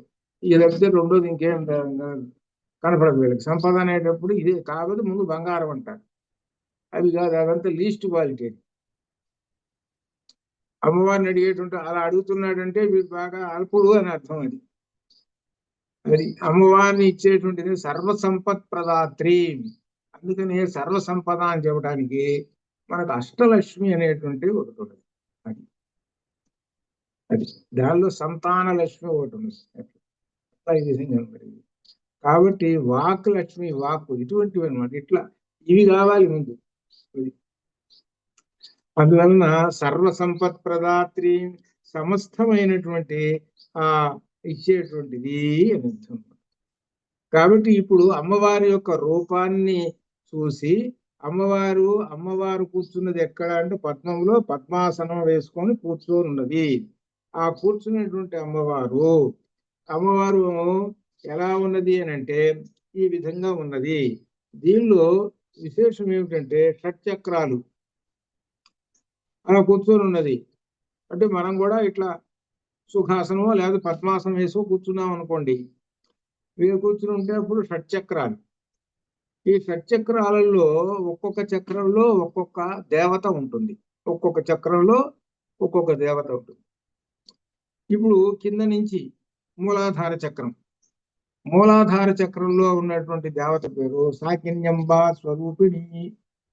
మూలాధారంలో ఉన్నటువంటి అమ్మవారు అనగా ఇక్కడ జాగ్రత్తగా గమనించాలి. ఇదంతా అమ్మవారి యొక్క రూపము. ఈ శక్తులు మొత్తం అమ్మవారిలో ఉన్నటువంటి ఈ శక్తులు మనం ఇప్పుడు అధ్యయనం చేస్తున్నాం. మొట్టమొదట కింద ఉన్నది మూలాధారంలో సాకిన్యంబ స్వరూపిణి. ఆ పైన స్వాధిష్టానంలో ఉన్నది కాకిని రూపధారిణి. ఆ తర్వాత మణిపూరం ఉన్నది. మణిపూరం లాకిన్యంబ స్వరూపిణి. తర్వాత ఆ పైన అనాహతంలో ఉన్నటువంటిది ఏంటనమాట? రా మీద వస్తుంది. ఏంటది? రాకిన్యంబా స్వరూపిణి. రాకిన్యంబా స్వరూపిణి. అది రాకిన్యంబా స్వరూపిణి. ఆ పైన ఇది గుండె అంటే హట్టు దగ్గర నుంచి పైన అంటే కంఠం దగ్గరకు వస్తుంది. అక్కడికి వచ్చేసరికి విశుద్ధ చక్రం వస్తుంది. విశుద్ధి చక్రం వచ్చేటప్పుడు ఇక్కడ వచ్చే డాకిని రూపధారిణి అక్కడికి వస్తుంది. ఆ పైన ఆజ్ఞా చక్రం దగ్గరకు వస్తాం. వచ్చేటప్పటికి హాకిని రూపధారిణి. ఆ తర్వాత పైన ఉన్నది ఏంటి? సహస్రారం దగ్గరకు వచ్చేటప్పటికి ఏమిస్తున్నప్పుడు యాకిన్యంబా స్వరూపిణి. ఒక్కొక్క చక్రంలో అమ్మవారు లలితా పరమేశ్వరి ఒక్కొక్క రూపంలో ఉంటుంది. ఇది మగవాళ్లలో ఒక రకము, ఆడవాళ్లలో అని అంటారా? కాదు, ఒకటే. ఇందాక మనం చెప్పుకున్నాం. ఒక మనిషి వచ్చాడు అని అంటే ఇద్దరు కలిస్తేనే. ఆ ఇద్దరు ఎవరు? పురుష ప్రకృతి. అనగా అర్థం ఏమిటి? వాళ్ళ చేతులు కాళ్ళు ఉన్నాయి, వీళ్ళకి చేతులు కాళ్ళు ఉంటాయి. వాళ్ళ చేతులు ఉన్నాయి అనుకోండి, అమ్మకి చేతులు, వీళ్ళకి చేతులు ఉన్నాయి. అంటే అర్థం ఏంటి? వాళ్ళ చేతుల్లో ఉన్న హాఫ్ శక్తి ఇక్కడ ఒకటే అవుతుంది. అది అర్థమైందా? ఇప్పుడు దీనిలో ఇప్పుడు హాఫ్ ఏమవుతుంది? ఇక్కడ ఒకటే అవుతుంది. అంటే వాళ్ళ చేతులు ఉన్నాయి, వీడికి చేతులు వస్తాయి. వాళ్ళ కాళ్ళు ఉన్నాయి, వీళ్ళకి కాళ్ళు వస్తాయి. వాళ్ళ కళ్ళు ఉన్నాయి, వీళ్ళకి కళ్ళు వస్తాయి. అంతా హాఫ్ వచ్చేస్తుంటుంది. సగం వచ్చేసేసి వీడు ఒకటి వస్తాడు. వీడు బయటకు వచ్చేస్తాడు. అనగా వాళ్ళిద్దరు ఏమవుతారు అని అర్థం అనమాట. హాఫ్ శివశక్తి యుక్తో హాఫ్. ఆ శివశక్తి కలవటం వలన ఒకటి వచ్చేసేసాడు. ఈ ఒకటి ఒక ప్రాణి వచ్చేసింది. అదనమాట. ఇట్లా అట్లా ఆ విధంగా శివశక్త్యాగాల్లో సగం సగం చెప్పుకున్నామే. అట్లనే ఈ 6 చక్రాలన్నింటిలోనూ ఉన్న శక్తులన్నీ కూడా సగం సగము ప్లస్ 1. ఒక్కొక్క చక్రంలో ఏ ఏ అక్షరాలు పుడతాయో చెప్పాడు. అక్షరాలు ఇప్పుడు మనకి 50 అక్షరాలు ఉన్నాయి కదా, ఈ 50 అక్షరాలు పుట్టడం, ఈ 50 అక్షరాలలో 16 అక్షరాలు విశుద్ధిలోనూ పుడతాయండి. 16 పోతే మిగిలిన 34 ఉన్నాయి. ఈ 34 కింద నుంచి పుట్టుకుంటూ వస్తాయి. 34 అక్షరాలు. ఈ 34 అక్షరాలలో అయ్యవారు అమ్మవారు ఉంటారు. అయ్యవారు అమ్మవారు. కమల అని అంటే కామాల, దానిలో 3 అచ్చులు ఉన్నాయి. అమ్మవారు ఉంది. కామాల కాకారం అకారం లకారం ఉంది, అయ్యవారు ఉన్నారు. ఈ 2 కలిస్తే వ్యంజనము స్వరం కలిస్తే అక్షరం బయటకు వస్తుంది. అక్షరము అంటే అర్థము నాక్షరం, అక్షరం నశించనటువంటిది. కా అనే అక్షరం నశించనటువంటిది, మా అనే అక్షరం నశించనటువంటిది. ఈ నశించనటువంటి అక్షరాలు ఉన్నాయే, ఎక్కడి నుంచి వస్తున్నాయి? ఈ లోపల నుంచి వస్తున్నాయి. ఈ లోపల నుంచి వస్తున్నాయి అని అంటే ఏమిటి, ఎందుకు, ఎట్లా వస్తున్నాయి అని అంటే లోపల పరబ్రహ్మము, శుద్ధ చైతన్య పరబ్రహ్మము ఉన్నాడు, అందువల్ల వస్తుంది. ఈయన ఎక్కడ చేరాడండి అని అంటారు. ఎక్కడ చేరటం ఏమిటంటే పంచభూతాలు పుడుతున్నాయి కదా. మనకు తైత్తీరీయ ఉపనిషత్తులు చెప్పాడు, మనిషి ఎలా వస్తున్నాడో చెప్పాడు. తైత్తీరీయంలో ఎలా వస్తున్నాడు? ఆత్మన ఆకాశ సంభూత. అక్కడి నుంచి వరుసగా పంచభూతాలు చెప్పుకుంటూ వచ్చి చివరికి భూమి వచ్చి, భూమి నుంచి ఏమొస్తుంది? ఆహారం వస్తున్నది. ఆహారాన్ని వీడు తింటాడు. తినేటప్పటికి దానిలో వీడికి రసం ఏర్పడుతుంది, శక్తి. శక్తి ఏర్పడటం వల్ల వీడి నుంచి ఇంకొకటి పుడుతున్నాడు. ఇంకోటి పుడుతున్నాడంటే వీడిలో రసం రూపముగా ఆ పరబ్రహ్మం చేరి ఉన్నాడు అని అర్థం అనమాట. పరబ్రహ్మం గురించి చెప్పాలి అంటే పైనుంచి కింద దాకా వస్తే ఇదిగో మనలో కూర్చున్నాడు పరబ్రహ్మం. కాబట్టి ఆ పరబ్రహ్మం ఏం చేస్తున్నాడు? మళ్ళీ ఇంకొక జీవుని పుట్టిస్తున్నాడు. మళ్ళీ వాడేం చేస్తున్నాడు? ఇంకో జీవుని పుట్టిస్తున్నాడు. వీళ్ళల్లో అందరిలోనూ పరబ్రహ్మం అనేటువంటి వాడు పూసల్లో దారలాగా ఉన్నాడు. ఇదే సమస్తమైనటువంటి స్థావర జంగమాల్లో ఆ పరబ్రహ్మం పూసల్లో దారంలాగా ఉన్నాడు. కాబట్టి మనకి ఈ స్థావర జంగమాలన్నీ కూడా ఇలా ఒక లైన్ గా ఉండి ఏర్పడి కనపడుతుంది. స్థావర జంగమాలు అలా ఒక అన్ని జాగ్రత్తగా మీరు కనిపెడితే, పూసల దండ ఉందనుకోండి, వరుసగా పూసలన్నీ గుచ్చి ఇవన్నీ పెట్టేస్తే 10 రకాలైన రంగులతో అబ్బా దండ బాగుందిరా అని అంటాం. అట్లనే మనకి ఈ సమస్తమైనటువంటి ఈ జగత్తు మొత్తాన్ని కూడా అడవులు గుచ్చుతాడు, మళ్ళీ పక్కన సముద్రాలు గుచ్చుతాడు, ఆ పక్కన కొండలు గుచ్చుతాడు, ఆ పక్క నదులు గుచ్చుతాడు, ఆ పక్క జంతువులు గుచ్చుతాడు. ఈ రకంగా ఇవన్నీ కూడా చూస్తుంటే ఎంత విశేషంగా ఉంటుందో ఒక్కసారి ఆలోచిస్తుంటే చూడండి. అందుకని మనం ప్రకృతి అన్నారు, దీన్ని ప్రకృతి అన్నారు. ఆ ప్రకృతే స్థావర జంగమాత్మమైనటువంటి ఆ ప్రకృతి. ఆ ప్రకృతిలోనే పురుషుడు. పురుషుడు అంటే ఇక్కడ అర్థం పరబ్రహ్మం లీనమై ఉన్నాడు. ఆ పరబ్రహ్మం దారం మాదిరిగా ఉంటాడు. దారం ఆధారం కదా మరి పూసలకి. అది అంత విశేషం చెబుతున్నాడు అనమాట. గూఢగుల్ఫ అమ్మవారి యొక్క రూపంలో ఉన్నటువంటి గొప్ప విశేషము. అమ్మవారు పద్మాసనంలో కూర్చొని ఉన్నది, అటువంటి అమ్మవారిని దర్శించుము అని చెబుతూ ఇంకో విశేషంలోకి మళ్ళీ వెళ్తున్నాడు, ఇంకొక దానిలోకి. ఏమిటంటే 43లో కూర్మ పృష్ఠ జయిష్ణు ప్రపదాన్విత. కూర్మ అంటే తాబేలు. ఏమిటి తాబేలు అనేటప్పటికి మనకేం గుర్తుకొస్తుందంటే 10 అవతారాల్లో కూర్మావతారం గుర్తుకొస్తుంది.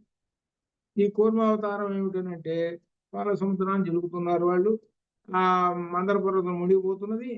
ఎట్లా అప్పుడు విష్ణుమూర్తి ఏం చేశాడు?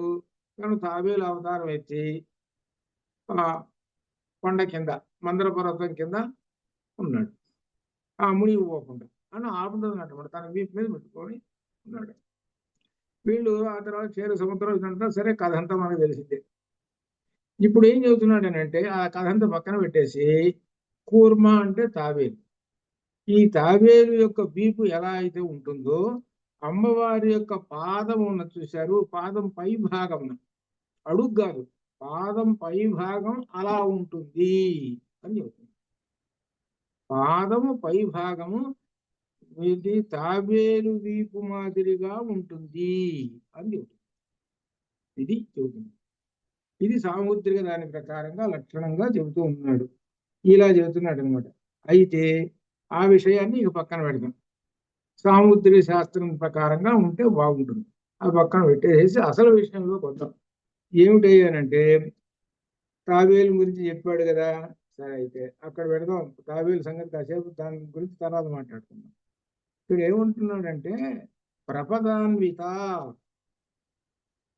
ప్రపదాన్విత ప్రపద పదము పదము అనే శబ్దం ఒకటి ఉన్నది. ఇదనమాట.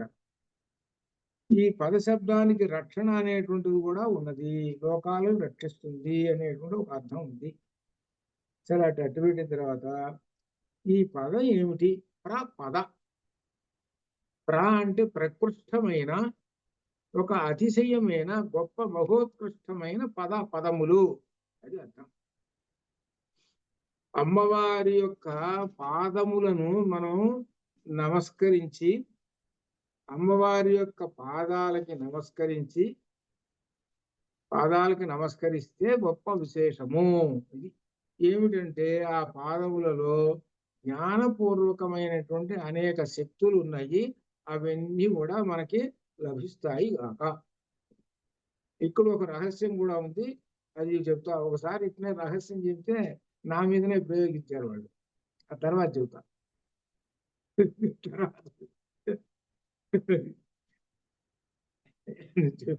వస్తుంది. ఏమిటంటే అమ్మవారి యొక్క పాదాల గురించి చెబుతూ ప్రపద అంటే మహోత్కృష్టమైనటువంటి పదాలండి. ఏమిటి పదాలు అనంటే అసలు అమ్మవారే యొక్క పాదములు ఎటువంటివి అనంటే మనకి ఎక్కడ వచ్చిందనంటే వేదాంతములు ఉపనిషత్తులు అనేటువంటి ఒక దానికి సంబంధించి వచ్చింది. చోట ఉపనిషత్తు మకరందం అంతా కూడా అమ్మవారి యొక్క పాదాలలో ఉన్నది. అమ్మవారి యొక్క పాదములు ఈజ్ ఈక్వల్ టు వేదములు అని అర్థం అనమాట. వీటిల్లో ఉన్నటువంటి మహాపదాలు ఒక 4 ఉన్నాయి. అవి ఏమిటంటే మహావాక్యాలు. అది అర్థం. ప్రపదములు అంటే మహావాక్యములు, గొప్ప విశిష్టమైన పదాలు, మాటలు అని. ఏమిటయ్యా అవి అంటే 4 అవి. ఏమిటివి? ప్రజ్ఞానం బ్రహ్మ, ఐతరేయ ఉపనిషత్తులో ఉన్నది. మహావాక్యాలు 4. ప్రజ్ఞానం బ్రహ్మ అనేటువంటి ఒక వాక్యం. తర్వాత రెండో వాక్యము అహం బ్రహ్మాస్మి, ఇది బృహదారణ్యకోపనిషత్తులో ఉన్నది. ఇది మూడోది తత్వమసి, ఇది ఛాందోగ్యోపనిషత్తులో ఉన్నది. నాలుగోది ఏంటి? నాలుగోది ఇక్కడ విశేష అయమాత్మ బ్రహ్మ అని చివరిది చెప్పాడు అనమాట. 4 మహావాక్యాలు. ఈ 4 మహావాక్యాలు అర్థం చేసుకుంటే పరబ్రహ్మ తత్వం అంతా అర్థమవుతుంది అనేటువంటి విషయం. కాబట్టి ఆ పరబ్రహ్మ తత్వం అర్థం చేసుకోవాలంటే అమ్మవారి యొక్క పాదములలోని విశేషమైనటువంటి ఆ జ్ఞాన సంపదను పొందటము అనేటువంటి విషయాన్ని ఇక్కడ మనకు కనబడుతుంది. అనగా అమ్మవారి పాదాలు చూసామనంటే ఈ 4 మహావాక్యాలు గుర్తుకు రావాలి. ఇది అర్థ విశేషం. అది గొప్ప విశేషమైనటువంటి అని చెబుతూ ఇంకా ఈ 4టికి అర్థాలు కూడా ఉన్నాయి. ఆ అర్థాలు కూడా మనకు వస్తాయి అనమాట. దాని మధ్యలో వస్తాయి, ఇంకా ఉన్నాయి మహావాక్యాలకు అర్థాలు అనమాట ఇది. అయితే ఇంకొక అర్థము ప్రపద అనేటువంటి దానికి, అమ్మవారి యొక్క పాదాలకు నమస్కారం చేస్తున్నావు కదా, నమస్కారం చేస్తున్నావు అంటే అర్థం ఏమిటో తెలుసునా? అమ్మవారి పాదములకు అంటే పాదుకాంతము, మంత్రములలో పాదుకాంతము తీసుకున్నవాడు. నీకు పాదుకాంతం కావాలా? అమ్మవారి పాదాలు పట్టుకో. ఏమిటి పాదుకాంతం అని అంటే 3 మెట్లు. 1 బాలమంత్రం, 2 పంచదశి మంత్రం, 3 షోడశి మంత్రం. ఈ 3 మంత్రాలు గురువు గారి దగ్గర తీసుకొని వాటిని ఆరాధన మంత్ర దీక్ష, ఆ వ్రత దీక్ష అనగా ఆ మంత్రాన్ని జపిస్తుంటుంటే వాళ్ళు అంటారు మేము పాదుకాంతం అండి అంటారు. మీకు ఎప్పుడైనా ఈ లలిత చదువుకుంటున్నారు కాబట్టి మీరు కొన్ని సందర్భాల్లో వస్తే మేము పాదుకాంతం అండి అంటారు. ఓహో, మీరు 3 మంత్రాలని వీళ్ళు ఉపాసన చేస్తున్నారు అని అర్థం. అనగా వాళ్ళు మహాశక్తి కలిగినటువంటి వాళ్ళు అని అర్థం. అది పాదుకాంతము అంటే అటువంటివి అనమాట. ఆ పాదుకాంతం అనేటువంటిది లభించాలి అని అంటే కొంత విశేషమైనటువంటి శ్రద్ధ, తర్వాత అనేకమైనటువంటి వీళ్ళకి సమకూర్తేనే సరిపోతుంది. లేకపోతే పుస్తకంలో ఉంది కదా, అది చదువుకుంటే సరిపోతుంది కదా, మనకు ఆ శక్తి వస్తుంది కదా అని అనుకుంటే మాత్రం అది అవుతుంది. అది ఎట్లా రావాలంటే కేవలం గురువు గారే చెప్తాడు. గురువు గారు చెబితే నియమాలు చెప్పి వాటి అర్థాలు చెప్పి, ఎక్కడైతే గురువు గారు చెప్పటం అంటే, ఎందుకంటే దీనిలో విశేషము ఈ మంత్ర దీక్షలో ఎక్కడైనా పొరపాటు ఏమైనా పడ్డామనుకో, లేకపోతే ఏదో సందర్భంలో 4 రోజులు చేయలేదనుకోండి, అప్పుడు రక్షించేది గురువు గారు. అది అందుకు గురువు దగ్గర నుంచి గురువు యొక్క ఆధీనంలో ఉంటాడనమాట. అందుకని గురువు గారి దగ్గర తీసుకోవాలన్నమాట. అది ఆ మంత్రాన్ని తీసుకోవాలంటే ఏముంది, ఒక నిమిషం కదా అని అనుకుంటే ఒక నిమిషం కాదు, గంటల తర్వాత ఒక గంట తేలిగ్గా పడుతుంది. మరి దాన్ని ఎలా ఉపాసించాలి అనేటువంటిది ఉంటుంది. కాబట్టి ఇవన్నీ కూడా తెలుసుకొని అప్పుడు దానిలో దిగాలి. ఈ పాదుకాంతము ఇట్లా అనమాట ఇది అని చెబుతూ, ఇంకా విశేషం ఇంకా దీనిలో ఏం చెబుతున్నాడంటే, ఆ కూర్మ పృష్ఠ అన్నాడు కాబట్టి ఆ దశావతారాల్లో ఆ కూర్మావతారం, ఆ కూర్మావతారం ఎవరు? నారాయణుడు. శ్రీహరి యొక్క 10 అవతారాలు. 10 అవతారాలు ఒక అవతారం అన్నమాట అది. ఇది అవతారం ఎందుకు వచ్చింది అని అంటే, ఈ కూర్మావతారము ఆ దేవతలు రాక్షసులు పాల సముద్రాన్ని అమృతం కోసం పట్టారు కదా, అమృతం రావాలి కదా, కాబట్టి వాళ్ళు ఎంత కష్టపడి చేస్తున్నా గాని అసలు దైవం యొక్క అనుగ్రహం లేనిదే ఏమీ రాదయ్యా. నీ ప్రయత్నం నువ్వు చెయ్యి, నీ ప్రయత్నం లోపం లేకుండా ఉంటే దైవం అనుకూలిస్తుంది. వాళ్ళు అట్లా దేవతలు రాక్షసులు ఆ పని చేశారు. దేవతలు రాక్షసులు ఆ పని చేశారు కదా, కాబట్టి ఆయన ఏం చేశాడు అనమాట, చిన్న కింద తాబేలా చేరి వాళ్ళకి అనుకూలమైనటువంటి చేసి వాళ్ళకి సహాయం చేశాడు అని అర్థం అనమాట. సముద్ర వధనం అనమాట ఇది. కాబట్టి శ్రీమాత దేవతా కార్యం భండాసుర వధ నిమిత్తము త్రిపుర సుందరి రూపం దాల్చినది. సముద్ర వధనము కంటే భండాసుర వధ గొప్పదిగా భావించాలి అని ఒకళ్ళు అంటే వాళ్ళ యొక్క భావన రాశాను. అంటే అర్థం ఏంటన్నమాట, దేవతలకి రాక్షసులకు ఉపకారం చేసిందండి. మరలా దేవతలకి రాక్షసులకి దేవతలకి రాక్షసులకి వాటిల్లో పడలేదు వాళ్ళిద్దరికి. కాబట్టి రాక్షసుల నుంచి దేవతలను రక్షించాలి. కాబట్టి భండాసురుని వధ కోసము మళ్ళీ అమ్మవారు లలితా పరమేశ్వరి రూపంతో వచ్చిందండి అని చెబుతారు అని అంటారు.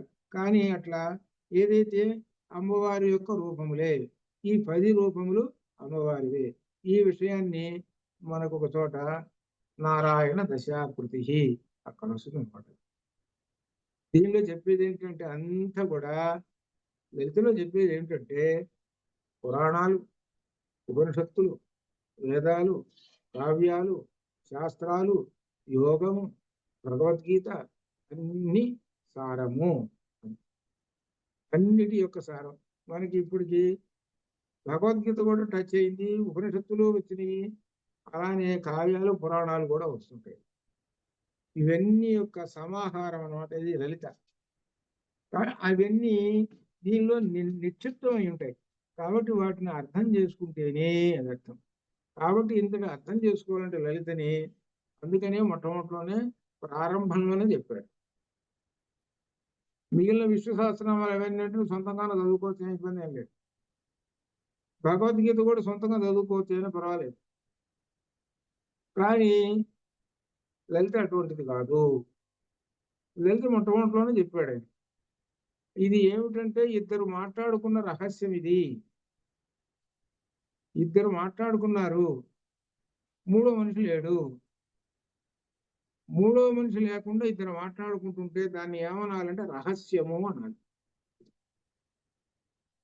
ఎవరు మాట్లాడుకుంటున్నారు ఇద్దరు అంటే హయగ్రీవుడు అగస్త్య మహర్షి వీళ్ళిద్దరు మాట్లాడుకుంటున్నారు.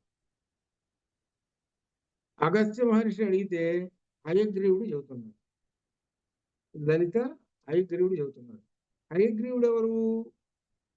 విష్ణు స్వరూపం. హయగ్రీవుడు విష్ణు స్వరూపం. హయగ్రీవుడు చెబుతున్నాడు. చెబుతూ ఏమన్నాడనంటే వీటిని మీరు మరలా కేవలం గురువు గారి దగ్గర నుంచే నేర్చుకోండి, సొంత పనులు మాత్రం ఉపయోగించవాకండి అని అన్నారు. ఎందుకనంటే తప్పులు చదువుతారు ఒకటి, రెండోది ఏమిటి అంటే ఏమి అర్థం కావు, ఈ నామాలకు అర్థం కావు. ఎందుకంటే మాకు కూడా మొట్టమొదటి చూస్తే తొందరగా చిక్కల. ఎలా దిక్కిని అంటే దీనిలో 1680లో సుమారు 1700 ఆ ప్రాంతంలో ఆయన ఎవరు భాస్కర్ రాయల వారు ఆయన వ్యాఖ్యానం రాశాడు మొట్టమొదట. శంకరాచార్యుల వారు ఎట్లయితే బ్రహ్మసూత్ర భాష్యాలకి బ్రహ్మసూత్ర భాష్యం రాశాడో అట్లనే ఆయన భాష్యం రాశాడు ఈ నామాలకి. ఈ భాష్యం రాయటం వలన అప్పుడు వీటిలో ఉన్నటువంటి రహస్యం బయటకు వచ్చింది. అందుకని రహస్య అని అంటారు దీన్ని. లలిత రహస్య సహస్ర, రహస్య అనే పదం, ఆ రహస్యం బయటకు వచ్చింది. అట్లా దాని వీడి ప్రకారంగా కాస్త ఒకటి ఒకటి ఉంటే ఒకటి ఉంటే అట్లా అన్ని కూడా వచ్చేసినాయి కూడా అట్లా. కాబట్టి లలిత రహస్య, ఆ రహస్యాన్ని మాత్రం పట్టుకోండి అని చెబుతున్నారండి. అని చెబుతూ ఇంకా 44లో నగదీతి సంచన్న, ఇక్కడ నగదీతి సంచన్న మధ్య నతమో గుణ, ఇక్కడ అమ్మవారి యొక్క గోళ్ళు ఏది పాదాలకి వేళ్ళు ఉన్నాయి కదా, 5, 5, 10 వాటి యొక్క గోళ్ళు అది చెబుతున్నాడు. నఖ దీధితి, ఆ నఖముల యొక్క దీధితి కాంతులచే సంచన్న కప్పివేసిన అనగా హరించినటువంటి ఏమిటి నమత్ నమస్కరించుతున్న ప్రజల యొక్క తమోగుణమును హరించున్నది. అమ్మవారి యొక్క కాలిగోళ్ళు తెల్లగా ఉన్నాయి, నక్షత్రాలలో తెల్లగా మెరిసిపోతున్నాయి. ఆ తెల్లగా మెరిసిపోతున్నటువంటి ఆ కాలిగోళ్ళకి వాళ్ళు భక్తులు నమస్కారం చేస్తున్నారు. చేస్తుంటే అప్పుడు ఈ తెల్లగా ఉన్నాయి కదా కాలిగోళ్ళు, ఈ భక్తులలో ఉన్నటువంటి తమో గుణం, తమస్సు అంటే చీకటి, అజ్ఞానము అని అర్థం అన్నమాట. అమ్మవారి యొక్క తెల్లని కాలిగోళ్లలో నుంచి వస్తున్న జ్ఞానకాంతులు ఈ భక్తుల యొక్క అజ్ఞానం అనే చీకటిని పోగొడుతున్నాయి. అదే అనమాట ఇక్కడ అనమాట. ఇక్కడ సరే ఈ విధంగా ఏం చెప్పాము అనమాట. కాబట్టి అర్థం ఏమిటనమాట, అమ్మవారు ఏ రూపంలో ఉంటుంది? గురుప్రియ, గురువు అని చెప్పింది కదా, గురు రూపంలో ఉంటుంది. కాబట్టి గురువు గారికి నమస్కరించేటప్పుడు ఏం చేయాలంటే ఆ గురువు గారి యొక్క పాదములకున్నటువంటి ఆ నఖముల మీద ఇలా పడుతుంటుంది. ఇది ఇలా పడుతుంది, ఇలా ఈ ఏలు, ఈ మొదటి ఏలు, ఈ తర్జనీ వేలు, ఈ వీడే అసలు మన పడగొట్టేవాడు, గందరగోళం చేసేవాడు వీడే, అహంకారి వీడే. విధంగా వీడిని ఆ కాలికి ఈ కాలు ఇటుపడి ఆ ఏరు టచ్ కావాలి, గోరికి టచ్ కావాలి, లేకపోతే ఇట్లయినా సరిపోదు. అలా అయితే అప్పుడు నీలో ఉన్న అజ్ఞానం అనే చీకటి పోతుంది, అది అర్థం. అట్లా గురువుకి నమస్కారం చేయాలి, అది అర్థం. సరే ఈ అర్థం చెప్పేసరికి పట్టారండి అంత క్రితం. నేను మర్చిపోయాను పట ఏం చెప్పా, వీళ్ళకి ఎట్ట తెలిసిందా అని అనుకున్నాను నేను, వీళ్ళకి ఎట్ట తెలిసిందా.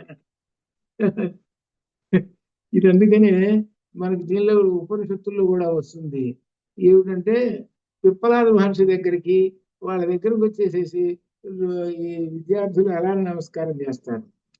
అదే విషయాన్ని మనకి గీతలో కూడా తద్విద్ధి ప్రణిపాతేన పరిప్రశ్నేన సేవ అంటే అదే ప్రణిపాతేన అంటే అదే అర్థం అది అనే గురువు. అయితే ఇక్కడ ఒక విశేషం ఉంటుంది. ఏమిటంటే పెద్దవాళ్ళు ఉంటారు చూశాడు, అంటే ఏమిటంటే గొప్పవాళ్ళు ఏమిటంటే శృంగేరి స్వాముల వారు కానీ కంచి స్వాముల వారు కానీ ఇటువంటి వాళ్ళు మాత్రం తాకనయ్యారు, వాళ్ళ దూరంగా లాక్కుంటారు వాళ్ళు పాదాలతో.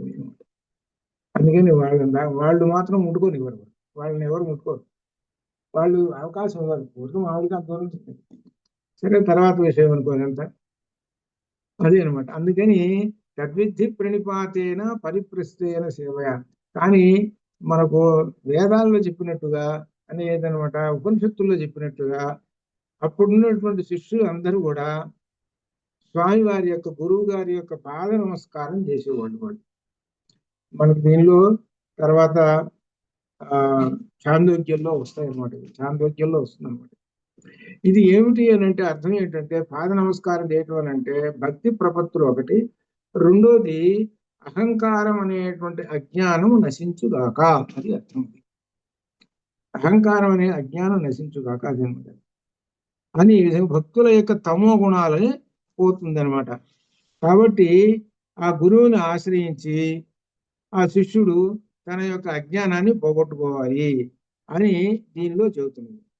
పైకి అర్థం ఏమిటి, అమ్మవారి యొక్క ఆ పాదములకు నమస్కారం చేస్తే ఆ కాలి గోళ్ళకు కూడా స్పర్శ తగిలేటట్టు చేస్తే మనలో ఉన్నటువంటి అజ్ఞానం అనేటువంటి చీకటి నశించుగాక, అది ఇక్కడ విశేషమైన అని. ఇక్కడ అన్ని చెబుతున్నారంటే అమ్మవారి యొక్క పాదములలో ఉన్న విశేషం అంతా కూడా మనకి ఎక్కడ చెప్పుకున్నాడనంటే గీతలో, దీనిలో సౌందర్యలహరిలో వచ్చింది. సౌందర్యలహరిలో, అందుకనే సౌందర్యలహరి ఇది అది సమానంగా నడుస్తుంటాయి. సౌందర్యలహరిలో అమ్మవారి యొక్క పాదముల దగ్గరకి అమ్మవారు ఏం చేస్తుంది, ఈ జీవుణ్ణి పాశము చేత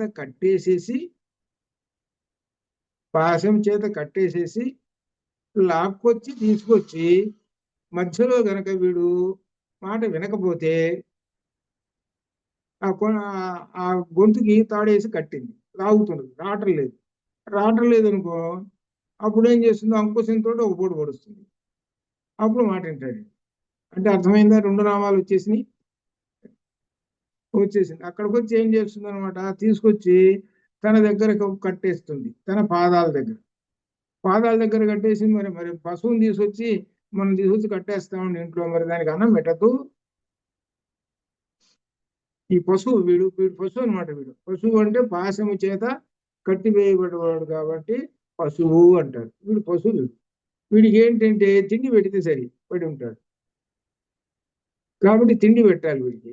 ఆ తిండి అమ్మవారు పాదాల దగ్గర వచ్చి అక్కడ పెట్టేసేసి తినరా అన్నది. ఏమిటే తినేది అని అంటే, నాలో ఉన్న నా పాద పద్మముల్లో ఉన్నటువంటి మకరందం ఉంది, నీకు కాబట్టినంత తాగేసేరా అనేటప్పుడు మకరందం చూశాడు. ఇంకా వీడు మర్చిపోయినాడు. ఏం మర్చిపోయినాడో తెలుసా, నన్ను అమ్మవారు కట్టేసింది, ఇక్కడ తీసుకొచ్చారు, అది ఇది ఇవన్నీ కూడా మొత్తం మర్చిపోయి ఇక తాగటం పెట్టడం కూర్చున్నాడు. అనగా జ్ఞాన మకరందాన్ని ఆస్వాదించుతూ చివరికి అమ్మవారిలో లయమైనాడు. అది మొదటి 4 నామముల యొక్క ఇది. మొదటి 4 నామాలు ఏ సూచిస్తుంటాయి అని అంటే, అమ్మవారు నీకు మోక్షం ఇస్తానురా, జ్ఞాన మకరందం నా దగ్గర ఉన్నది, అది రాయేసేయి. అట్లనే పుట్టినప్పుడు 11వ రోజున పిల్లవాడికి తేనె నాకిస్తారు, దాని అర్థం అది.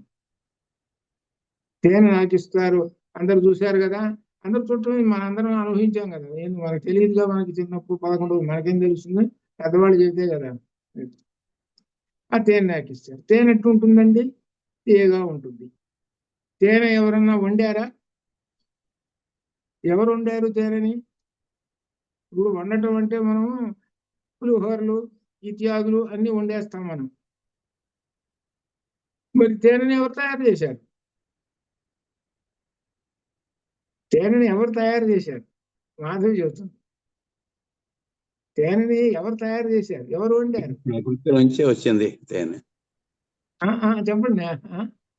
ప్రకృతి నుంచి వచ్చినటువంటి పదార్థం ప్రకృతి నుంచి వచ్చింది. అంటే ఎవరు తయారు చేశారు అంటే అయ్యవారు అనగా పరబ్రహ్మము, ఆ పరమాత్మయే తయారు చేశాడు. అది ప్రకృతి. మనం తయారు చేయలేదుగా. అంటే అవి ఏం చేస్తున్నాయి, తేనెటీగలు తేనె పెట్టినవి, ఇంత కదా తేనె పెట్టినవి. తేనె పెట్టిన తర్వాత మనం ఏం చేస్తాము, దాన్ని కొట్టేసి వాటిని చంపేసేసి తెచ్చుకుంటాం. అప్పుడు మనం ఏమైనా ఆలోచించకుండా, అంటే మనంతటా మనం చేయం, దానికి సంబంధించిన వాళ్ళు ఉంటారు. దానికి సంబంధించి మనం కనుక భయం పుట్టేస్తామని దానికి సంబంధించిన వాళ్ళు ఉంటారు. వాళ్ళు ఏం చేస్తారు, శుభ్రంగా తీసుకొస్తారు, మనకి అమ్మేస్తారు, సరి తీసుకుంటాం. ఇక్కడ ఒక విశేషం ఒకటి ఉన్నది. అప్పుడు ఏంటి, వాటి నోటి దగ్గర నుంచి తెచ్చుకున్నాము అనగా పాపము అర్థం. ఎంత మహాపాపము. ఇప్పుడు మనం ఎవరైనా అన్నం తింటున్నామండి, మన దగ్గర తింటున్నామంటే కంచం లేకపోతే వేయడానికి కూడా అది ఏమిటో తింటే తీసుకోవడం మహాపాపం అంటలా. అంటే అది కూడా మరి అట్టయితే మహాపాపం కదా మరి తేనె. మరి అటువంటి తేనె మహాపాపాన్ని మొట్టమొదటిగా నీకు తినిపిస్తున్నారంటే నువ్వు తింటున్నావు. మొట్టమొదటి తినేది మనమే. ఏది ఆ తేనె మనం తినేది మొట్టమొదటి మనమే తింటున్నాం అనగా అంత పాపాన్ని తెచ్చుకుంటున్నాము అని అర్థం. అయితే అక్కడ ఒక విశేషం ఉంది. తేనెని పిల్లలకు పెట్టిన ఎవరికైనా పెట్టని, ఆ తేనెని ఇక్కడే విశేషం, అమ్మవారికి నివేదన చేస్తే పాపహరం. అది ఆ తేనెని కొనుక్కొచ్చుకోవాలి. 10 రూపాయలు కొనుక్కొచ్చావు అనుకోండి, అది ఇంట్లో మనం వాడుకోవాలి, తినాలి అనుకోండి, అది అమ్మవారికి నివేదన చేసేస్తే పాపహరం. మన మీద ఇంకేం ఉండవు.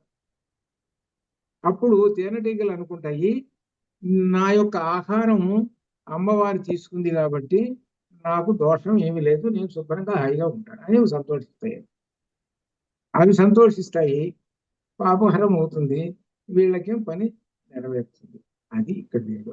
ఆ విషయం ఇక్కడ అమ్మవారికి నైవేద్యంలో వస్తాయి మీకు. అప్పుడు వస్తాను, అప్పుడు చెబుతాను. ఏమిటంటే సహజంగా పండ్లు పెట్టడం అమ్మవారికి, తర్వాత అమ్మవారికి నివేదనలన్నీ ఉండేవి. అమ్మవారికి నివేదనలన్నీ ఉండేవి. ఏమిటవి దీనిలో ఉన్నటువంటి విశేషమైనటువంటివి? పులిహోర కాదది, హరిద్రాన్నైక రసిక, అది పులిహోర కాదది. ఇవి ఉన్నాయి 105 రకాలు. ఇవన్నీ మనం తయారు చేస్తాం. ఈ తయారు చేసేసి అమ్మవారి నివేదన పెడతాం. ఇది ఏమిటో దీని యొక్క విశేషాలన్నీ కూడా యోగిని న్యాసంలో వస్తాయి. యోగిని న్యాసంలో వస్తాయి ఈ ఆహార పదార్థాలు.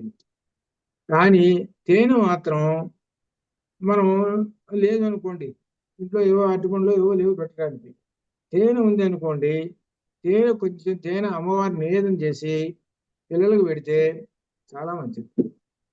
అంటే తేనె పెట్టుకున్నారు కదా అని ఒక బాటిల్ అంతా పెట్టడం అని కాదు ఇక్కడ అర్థం. ప్రసాద రూపంలోనే అట్లా అనమాట. అది ఆ తేనె ముఖ్యంగా పిల్లలకు పెడితే చాలా మంచిది విశేషం అనమాట. తేనె అక్కడ ప్రసాదం అవుతుంది అనమాట. మకరందం దీనిలో కూడా వస్తున్నాయి తర్వాత.